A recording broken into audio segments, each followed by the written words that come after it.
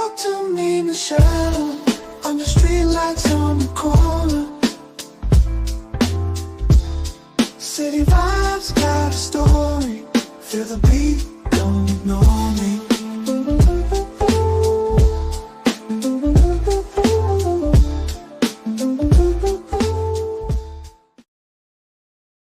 What is going on, everybody? I hope y'all all are well. And while you're in here, if you have not hit the subscribe button, I recommend you do so right now. Please also hit the like and share button as you come in. Everybody in the building, thank you again for tuning into another episode. I see my dad's in the building, Demetrius is in the building, my sister, my homegirl Jules. I see y'all up in here. I see y'all up in here. So hit those buttons while I get my warm up on. All right. Okay. So you know how we do it here. We like to have these conversations and keep it 100. And I'm very honored to bring on a guest formerly with the Gospel Heifers, but now on my solo platform is going to be Mr. Dante Nero. You guys have seen him on stage. You guys have also seen him co-host with Godfrey on and Godfrey We Trust, as well as his own podcast, Man School. He's going to school us tonight on these communication barriers we seem to be having, boys and girls. Okay, so get your notebooks out and welcome in Mr. Dante Nero. What's up? What's up? How you doing, man? How's everything? I'm doing good. How you doing? Good to see you. Good to see you. Look well. I love your hair. Thank you. Thank you. I had to do a little updo so I can, do the sophistication. I know how you are about, your dating things. So I wanted to make sure I came correct. Well, I appreciate that. I appreciate that. What's going on? How's everything? Everything's going great, man. I appreciate you coming on here. And I had to get your perspective on a couple of things about these communication barriers that men and women seem to have when it comes to dating or casual relationships. So, yeah, I know you're the man to talk to about this. So let me go ahead and start digging in. What are some of the most common communication pitfalls you see in relationships?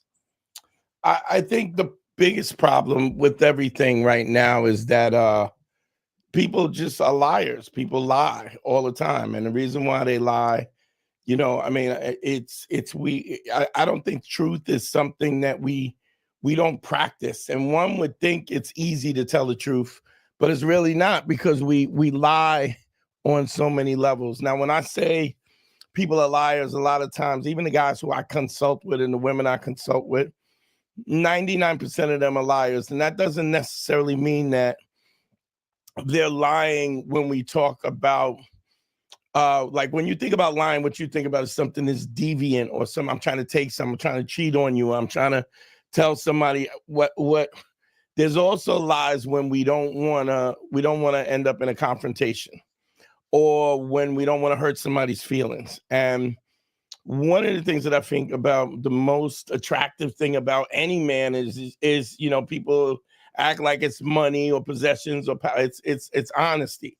Because if you don't, there's something I call the Judge Judy effect, right? It's anytime you watch Judge Judy in the past, you get caught in the first 5 minutes lying, then anything you say after that is you have no credibility.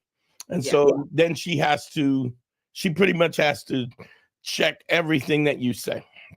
And so if you lie, even if it's just not to hurt somebody's feelings, somebody says, "Oh, do I look fat in this dress?" And you guys will not say, I'm not saying it's like, "Goddamn fat bitch," you don't got to do that, but you should say, "I don't think that this is flattering. I don't think this particular thing flatters you."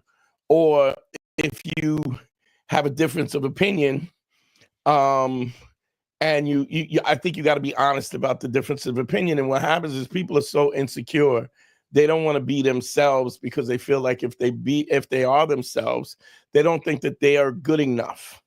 And so because they're not good enough, they're going to lie about it to misrepresent themselves, so that they don't X them out of the relationship or whatever social dynamic they have. Okay. I can see where lying does have that major interference when we try to communicate with each other. So I like the way you broke down the different various ways we lie and to keep the peace. But now we get to the expectations. How do you differ expectations between genders that often lead to misunderstandings? Well, I mean, I think You know, I think there's a first of all, if we're talking about, you know, Black relationships, it's one of the things that I see online is women are like, what do you bring to the table? And women are like, I am the table. And men are like, Black women don't have accountability. I think that I don't think this is not a gender difference, but I think that we don't understand that. And this is really evident now with the new election and everything, is that Black people are under trauma. All Black people are under trauma, on some kind of racial trauma, whether it's microaggressions at your job, at the distance. And so, and I think if you read a book, I think I have it back here. It's God, I can't remember but it's by Dr. Joy DeGruy, and she talks about PTSD. Usually, you know, is usually affiliated with you know, war, that you have the trauma of war. And so, but one of the things is, if you went to Desert Storm or you went to Iraq or whatever, you have this PTSD, this trauma. And a lot of people are at this point, you know, we look at mental illness and trauma in a much different way, that you people have full disability for mental disability, and that comes from the trauma. So if you go back to the inception of this country, and slavery, and you talk about what men and women both have gone through slavery, you know, and they had children. And so you were raised by somebody who was under extreme trauma in slavery. And then even after the how would I say it, the Emancipation Proclamation, then you have Jim Crow, you have Black codes, you have the Civil Rights Movement. I mean, people don't even understand. You know, they're talking about cutting Social Security. Well, Black people, first of all, Black people don't know their history. So that's the thing. Even if they think they know it, I realize that every time I pick up another book, I realize how much worse it was on every aspect. So, but after slavery, there was no therapy. There was no pause. Right. Where we like, okay, we need to heal and stuff. And so we have traumatic parents raising traumatic kids, raising generations of this. And there's never been a pause where we go, okay, we need to heal. And even if we did have the pause, we got this idiot in the White House now who is created. I mean, we just talked about the kid McNeely. Yeah. It just got off from McNeely. And so all of this, I mean, we watch videos of police officers shooting people or just pulling people off and harassing the Karens. And there's a lot of racists who are emboldened because of this. They're burning books. I mean, they're talking about ending Social Security. Black people people don't even understand this. The civil rights movement had nothing to do with the bus boycott. It had to do with the 13th Amendment, the 14th Amendment, which equal protection under the laws, because Social Security was in place for white people after the Depression. Yeah. We didn't get it until after the Civil Rights Bill. Exactly. So they're talking about ending it now. Why are they talking about ending it? Is because Black people have it, you know? Mm-hmm. So welfare was given to white folks during the Depression because they needed help. And the reason and the way they passed the way that they passed the Green Deal, Social Security, was simply by promising the Republicans, all the racist at the time was the Dixiecrats, will allow you to pass this bill as long as you don't give it to Black people. Yeah. And that goes with healthcare as well. So what's interesting is this trauma on trauma. And then we're supposed to operate in a relationship, in a one-on-one relationship. And so when I look online and I see this Black men shitting on Black women, Black women shitting on Black men, it's so evident that it comes from the trauma. And be clear, 85% of Black men date Black women. Even in the NFL and the NBA, 68% of Black men these millionaires in the NBA date black women. So this idea of what black women, I'm not saying that black women don't deal with other things that we're not, that is not acknowledged. But what I'm saying is black men overall choose black women as their mates. And so this hyperbolic idea as though that black men don't support black women, it's bullshit. You have loud voices who are saying that, but that's just not what the it may not be, but at least we gained one back the other night. Jamie Foxx has said he's done. So, you know, we could take one back for the team. Jamie Foxx is down with Puff Daddy and the freak off party. So fuck him too. You know, so he's another trash individual. So it's just the absurdness. Yes. I understand where you're coming from, because trust me, I know your other side on your own podcast and on Godfrey, so I know how raw you can get. So so what? So that's one. But I'm saying overall, if you look at statistically, between 83 and 6% of black men date black women. So when you hear women, that black men don't want to, that's not even true. And what's interesting about it is I'm old enough to know when you had to have some information, you had to actually get dressed, take a shower, and go to the library. You have everything you need to know is here. You can Google it all. Yeah. But people are intentionally stupid, because anything that somebody says to me, I'm checking it. If it don't sound right, even if it does sound right, I'm checking it. Mm-hmm. When you talk about how many if you ask somebody, I'll ask you this: how many white people do you think are in the world?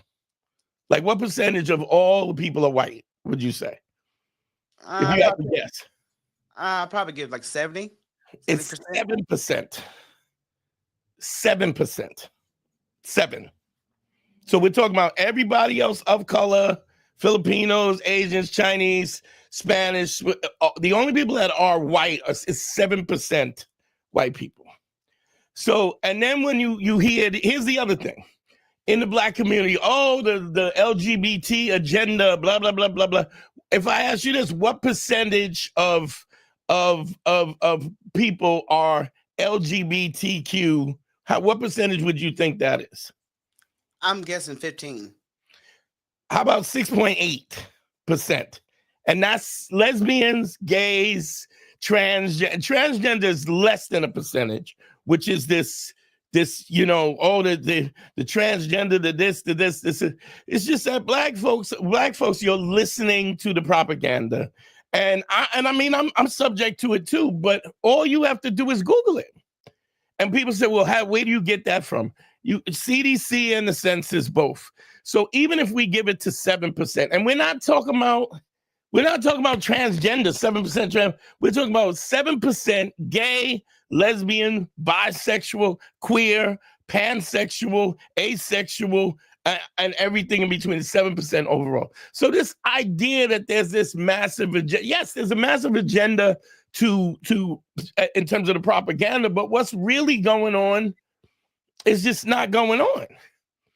80% of black men date black women are dating black men. It's just like what they said. They talked about Kamala and Donald Trump. Oh, black men ain't gonna vote for Kamala. But yes, there were a lot of idiots running their mouth about this but it's all a self-hate. It's a form of self-hate. There's no way you could pick the guy who is a proven racist over a black woman. Then she ain't black. Well, you know what? You tapping on something that may lead me into emotional intelligence, because I think we got a lot of that, a lack thereof of emotional intelligence. Yeah. So how is emotional intelligence, since we got this thing with the election, we've all seen this nonsense take place, but how does it play a role in our communication and how people can improve in that area? I don't even think we can go to emotional intelligence. If we're not talking about just basic intelligence, people don't have what I call there's a word called epistemology. Epistemology is the process by which you find out what is true. What is your process, right? And if you don't have a process, if you don't understand basic logic, and you can't problem solve if you don't have basic logic.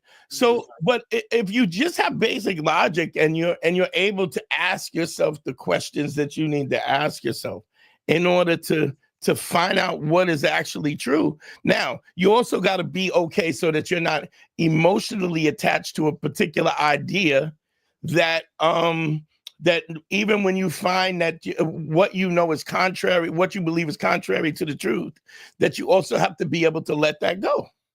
There's a thing called the Dunning-Kruger effect, is where you start to learn a few things, right? You think you know everything, and you're too dumb to know that you don't know shit. And then if you dig deeper and you really start to learn, you realize how much you don't know. And then a lot of people stop there and just go, it's just too complicated, I don't know. And then people that go through that and they keep studying, they keep having an epistemology for truth, start to understand where they have a mastery of their emotions and their feelings. And so, I mean, we're just talking about dumb people. This is the dumbing down of America. And it's not just black people. It's white. I mean, white folks are absolutely dumb as hell. Yeah, this is across the board. Yeah. I mean, you got the president of the United States saying that a woman who has a law degree and was a judge, that she's low IQ, and it's just we like how. There's a saying that my dad or my grandfather used to say that empty wagons make the most noise. So that's basically what we're dealing with, a bunch of empty wagons on the streets of America when it comes down to it. I mean, people close to me, people that I consider, even if they're considered intellects, it's compartmentalized. Like they don't have the ability. Like, you have to understand basic logic.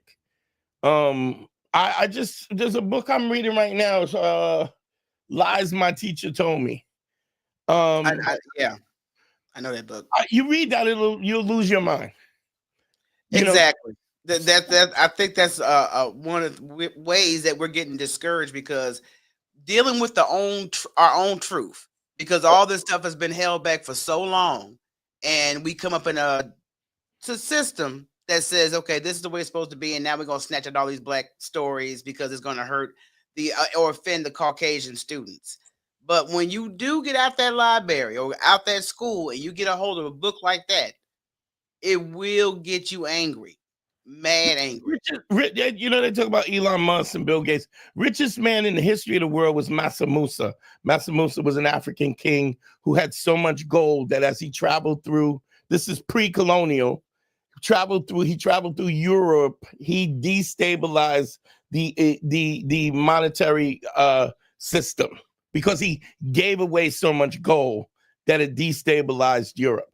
So it's like, when you understand the depth of it, you see my library is, and I started collecting not just books, but I started collecting hardcover books, which is crazy, because some of those books are $1,500, $1,800 that I paid for, because the reality is that you can't get them, because you're getting to the point where this is the dominant. If you read that's one of the first books I've read, which was one of the later ones, Lies My Teacher Told Me. It's like, when I give you an example, like when they talk about Remember You Get Texas, goes, remember the Alamo. Yeah. The Alamo was fought because Mexico had outlawed slavery and they were taking Texas. So when they go remember the Alamo, what they're doing, it is the same thing as the Confederate flag. It is these white folks who wanted the ability to keep black people enslaved. And I get, I get brothers who and I got a lot of respect for people who are just trying to educate, but like Tariq Nasheed does this whole thing about foundationally black Americans. But the reality is, when the cops pull you over, it's a white dude and everybody else. You could think that it's something like that. Yeah. But it's white folks and everybody else. And then, even then, it's poor white folks who get treated like crap. I got a book there called 400 Years of White Trash gives you the whole idea of how they've how they've taken poor white people and people.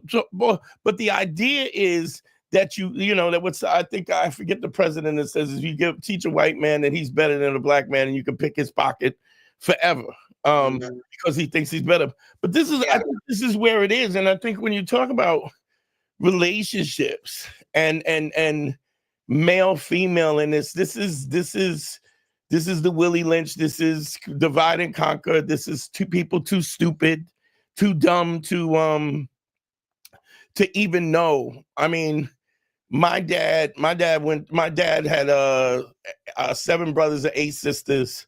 He was the youngest boy, my dad was the youngest boy. He grew up in 1920. So I had an aunt that was born in the 1800s, late 1890s. And they went to World War II so that they would be perceived as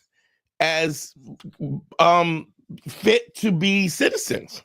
We're going to go and we're going to fight for our country. We're going to be patriots. And when he was in France, the white soldiers had said to the French kids that black soldiers had tails. And so the little kids were running behind my dad. My dad told me this, they're running behind him looking for tails on the back of black soldiers. When they transferred them back by train, the black soldiers were in with the livestock, the cows and the pigs, and the Nazis were in the passenger cars. So we're talking about you're taking what's crazy to me is that you're taking the word of people who with the system is not broken. It was the intention to break down the black family. And people talk about welfare with him. All of that's, I mean, any book, you could just research that.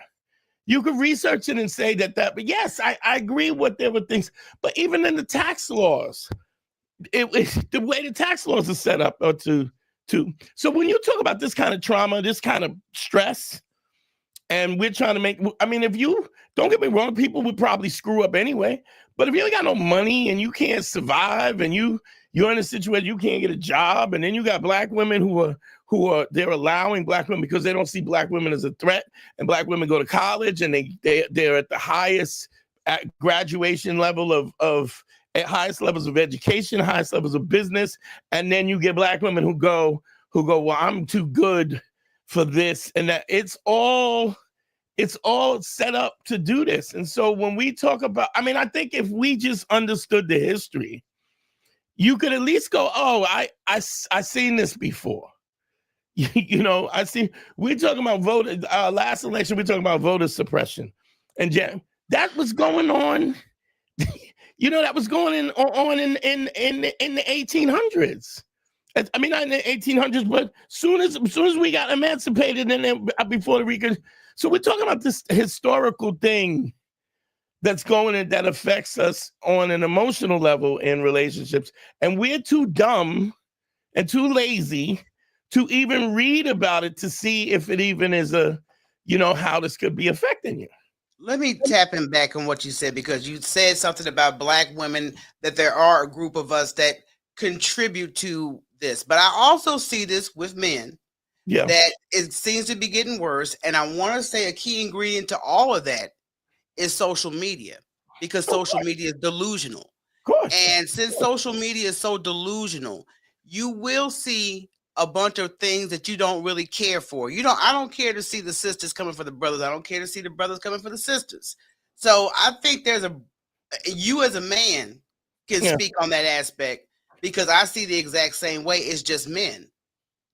And I'm not saying all men. I'm saying there is a particular group of men that are very prominent, loud spoken, and that are speaking out against women. Kendra G, exactly. And all of them, there's women all over the internet shitting on men and telling men they ain't shit. And was it Tia and Tamara? She's just dumped her husband and figured she was 40 something years old and the world was gonna be waiting for her to get back out on the market. And what's interesting is we are unagreeable to each other. Whereas if we had a white boss and we're trying to keep our job, all of a sudden we have this ability to be agreeable. Okay. And I'm better than you, and I this, and I deserve this, and it's absurd. And the deal is there. The dynamic of it is that women have control over sex and relationships. Men have control over marriage. You don't ask me to marry you. I gotta ask you.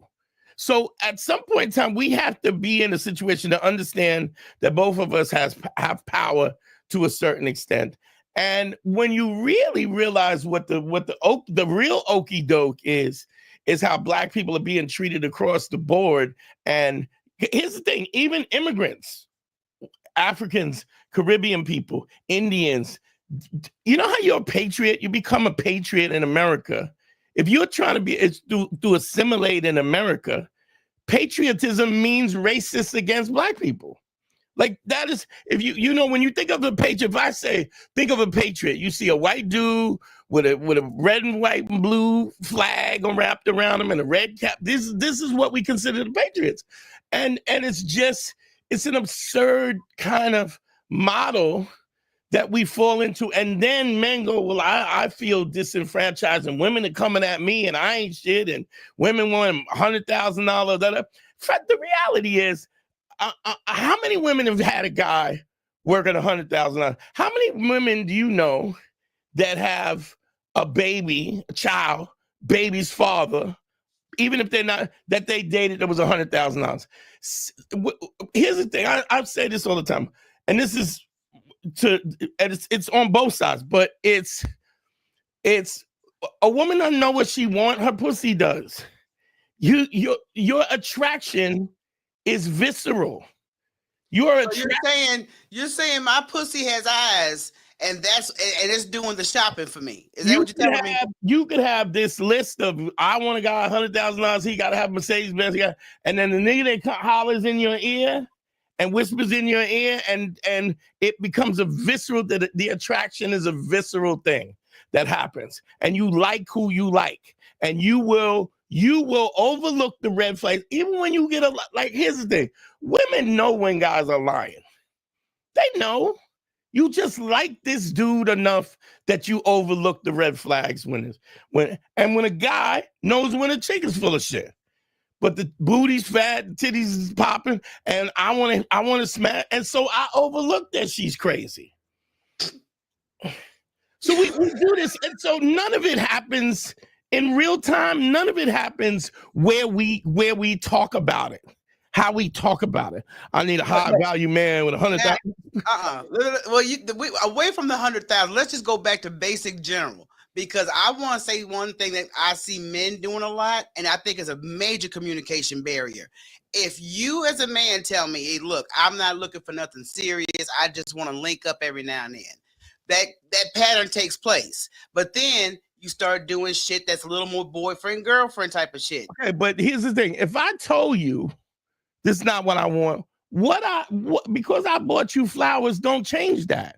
And if you think it's changed, you should ask me, listen, is this, so should I not treat you kindly? Should I not buy you flowers so that you don't misunderstand? I told you.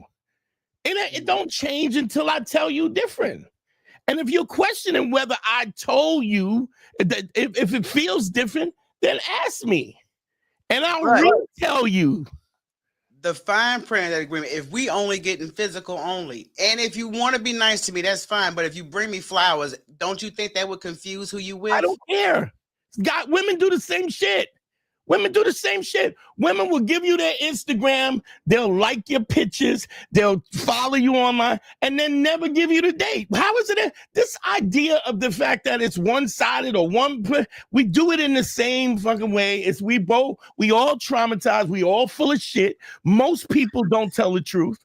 90% of the people I know don't tell the truth. 90% of the people don't have any credibility, don't do what they say and don't say what they do. 90%. If I tell you, this is how I'm rocking, so I shouldn't treat you nice because I don't want you to think we might be in it's not how I rock. I could have 8 women and treat them nice. If I don't tell you that it's different, it ain't different. But what if she wants it to be different? Since she's gotten confused and she talks to you and says, you know what, I know we said what we was going to do when we got together, but now my emotions are getting involved. I'm And digging you more than that. I go, yeah, it hasn't changed for me. I really care about you. I really enjoy, but I don't, but if that's what you want, then you got to go find that.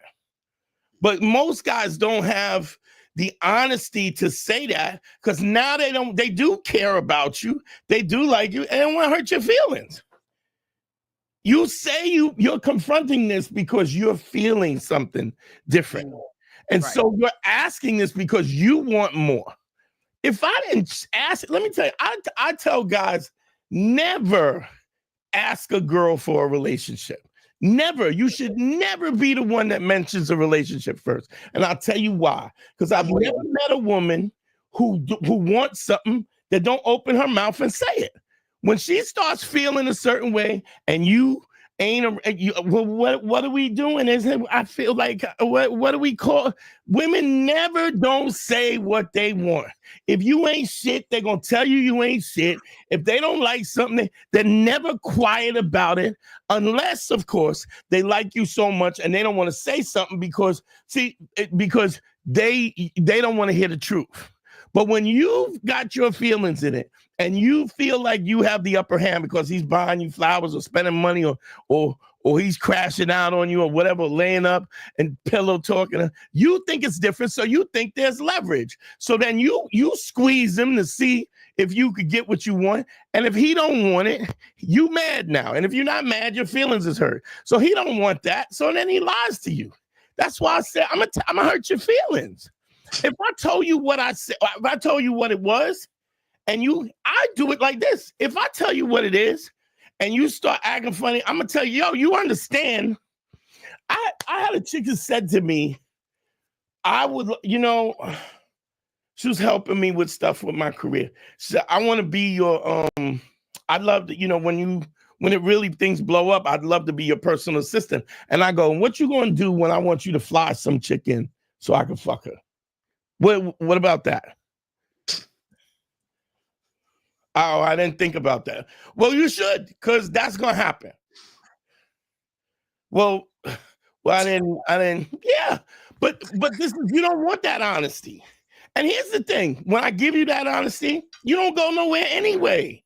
Because what I'm saying, what I'm communicating to her is, I know what my value is. So I'm not doing what you want to do because I'm not letting you bend. I always say, don't give ultimatums, make ultimate decisions.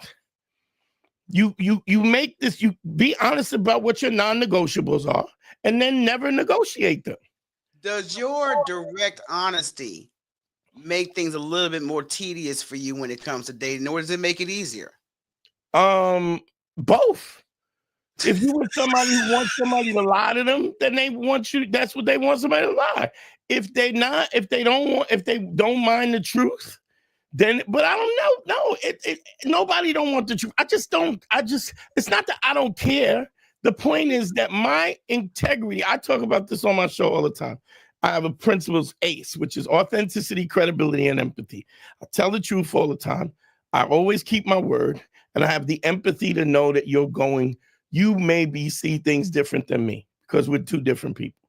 Mm-hmm. So I think if you're a human being and you take those things into consideration, you can't be a better human being. I don't think that's possible, because two things you'll always have to do is give forgiveness and ask for forgiveness. We are all flawed. So anytime you mad, angry, you fucked up too.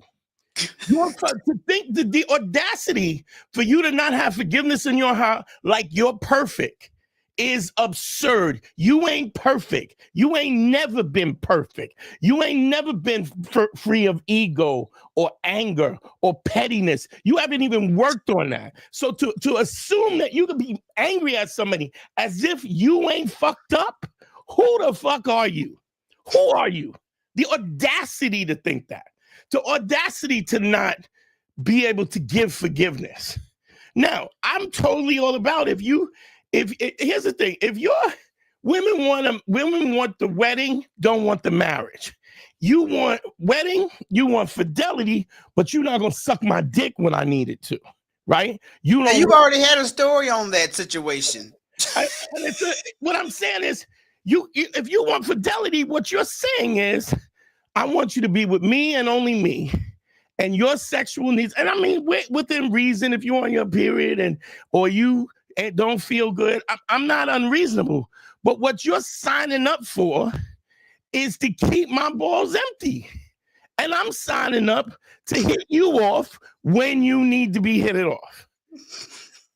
And you have to have that conversation. Because I said that in a minute. If we're having a relationship and we're in a relationship, we're supposed to be together. We're supposed to be with each other. And you stop fucking me before it even, I'm saying, if you stop fucking me, I'm fucking somebody else. That's gonna happen. I'm not gonna just jump out the window, but I'm gonna be like, yo, what's up? Oh, I just wasn't fit. All right, well, you've been let know. You've been told. After that, you don't get to get the marriage without you don't get to get the wedding without the marriage. The marriage is that we should be as black, just as people in general, not just black people. Stop being with motherfuckers that you don't want to make happy. And if they don't make you happy, what you gonna do? You gonna stick around and make them miserable? So you gonna force them to make you happy? If they don't want to make you happy, find somebody who is. But you like this guy, you feel so now you gonna twist his nuts because he don't do what you want him to do. You giving him attitude and silence. You silent treatment. It's just so, and this is in the light of the fact that they're killing black folks, and you create this toxicity in your home. It's absurd to me. Because that's why when you said earlier that we need to get some trauma healing, and I agree that on both sides, since we don't have trauma, so I always applaud black folks going to therapy. Get these issues resolved so you can be a better you for whoever you're trying to get with. And Dante, I need you to stop beating around the bush about how you feel. Okay, yeah, stop being so damn shy. Everybody says I have that problem. It's so logically simple. Like, we complicate it. Even if we together, I love you, you love me, we together, relationship is good. I start changing up. I'm just not feeling this no more. Granted. But we're all lying. You trying to act like it don't matter. You want to make sure that your options is open. He want to make sure his options is open. Oh my God, yo! Why did my previous guest said that we leave niggas in the cart like Amazon? Okay. Oh, okay. You and him would have a wonderful conversation together. Yeah, but a dude who's got himself together, we'll leave a chick in the cart too. Like, that's what I told him. I said, y'all leave women in the cart all the time. Leave you in the cart. What we'll do is, you want a relationship. I know you want a relationship, and I do the things, but then you don't. You know how you resolve that? Yo, look, this feel like a relationship, and I'll be like, nah, you got me fucked up. I like you, but I'm not at that place. I'm not saying I couldn't be at that place. And then you might go, well, what do you need to get there? But you don't get women say, what do I need to get there? What do I need to meet you there?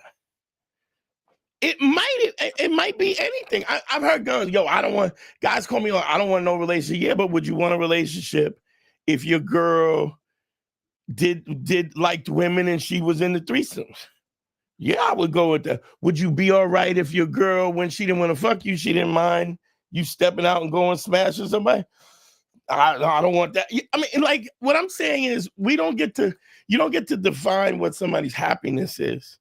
You get to define yours, and you get to decide what your non-negotiables are, period. And if it don't rock, it don't rock. The problem is, people are shoplifting the pussy. Everybody's in the Bentley store with two racks, in the shopping like you got money for a Bentley. You in the wrong, like, you ain't even that motherfucker to be doing that.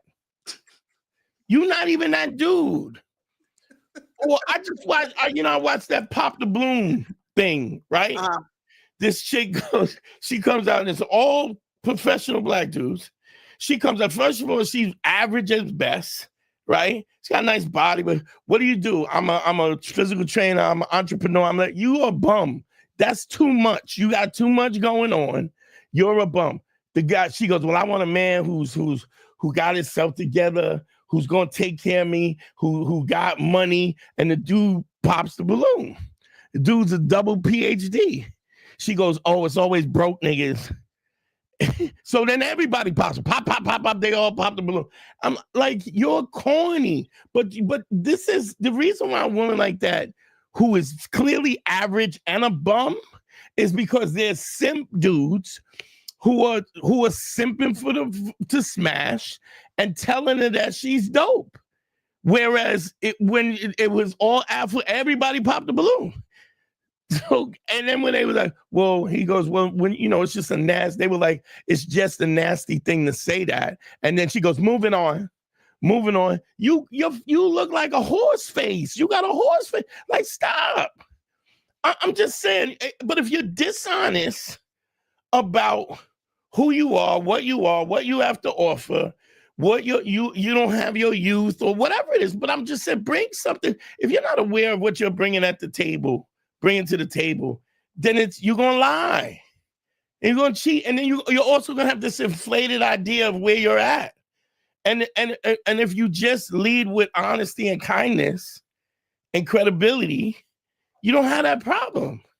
I appreciate the honesty, but I know your honesty is brutal. So I'm like, yeah, I'm just glad we cool like that. Okay.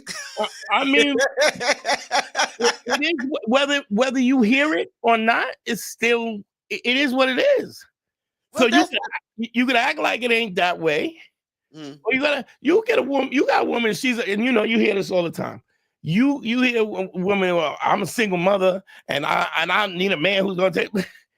If you got a baby and you trying to fuck with somebody, he knows that he's got to be part of what he brings to the table is split up with your kid.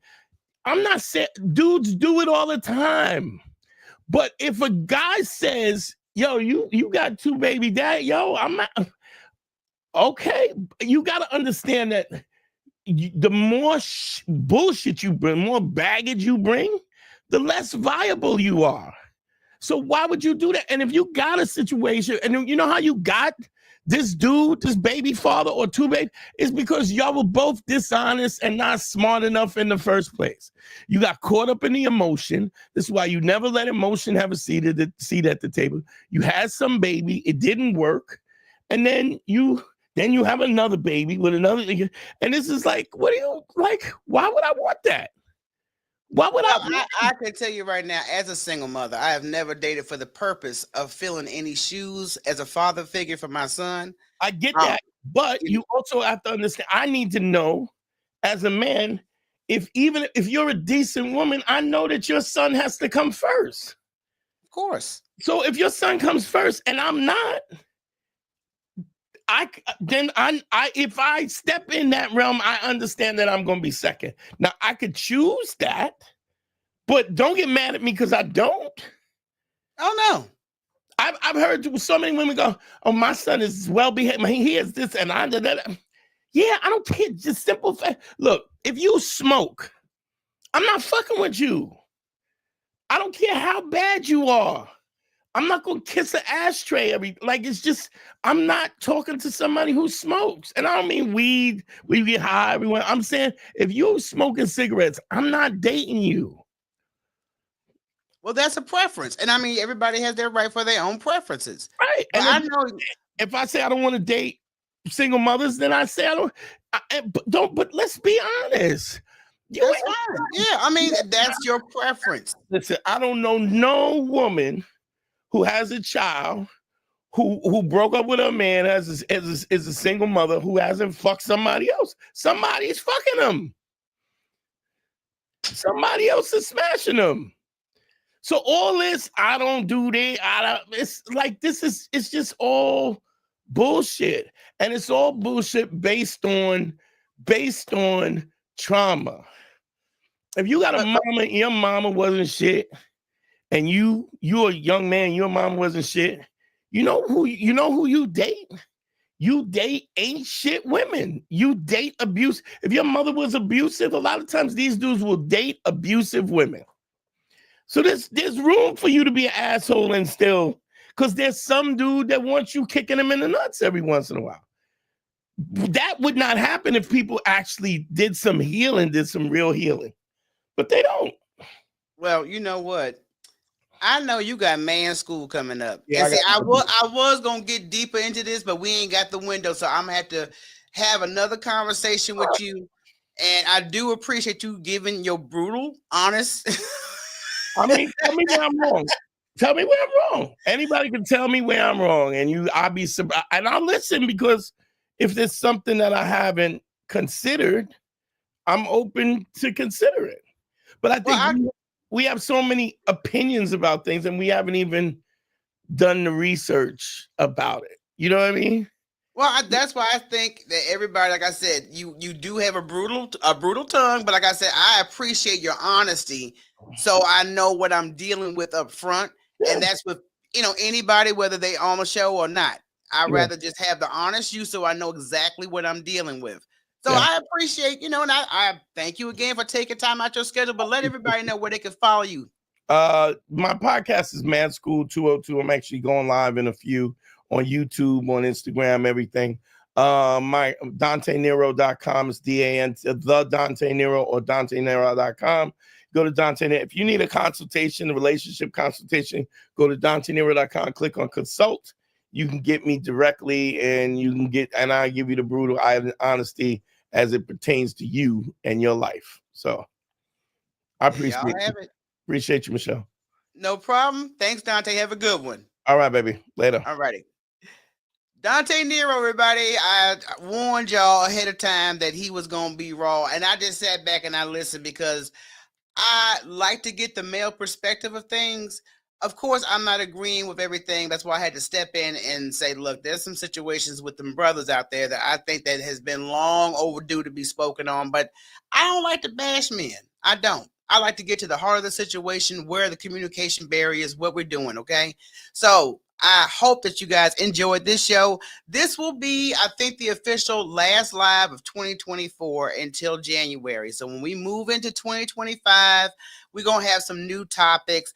The audio podcast is still available for you guys to listen to on the go. Now, also, I have to let you guys know something special going on tomorrow, and it's this right here.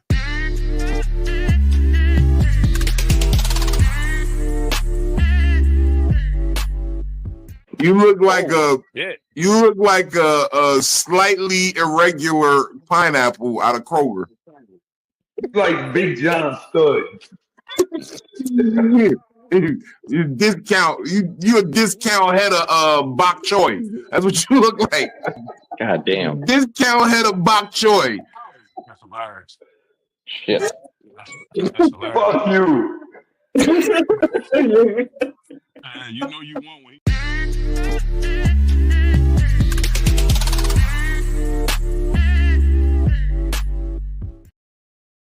That is Big Vino. Tomorrow is Friday, so it is Fat Nigga Friday tomorrow. Y'all make sure y'all check out Big Vino at Big Vino Comedy on YouTube.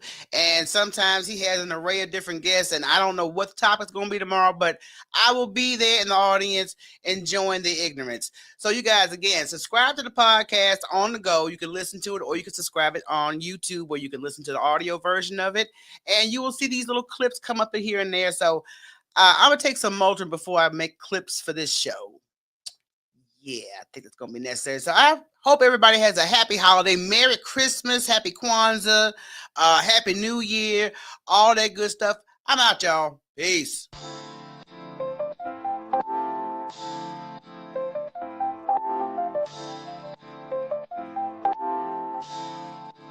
Talk to me, Michele, on the street lights on the corner. City vibes got a story, feel the beat.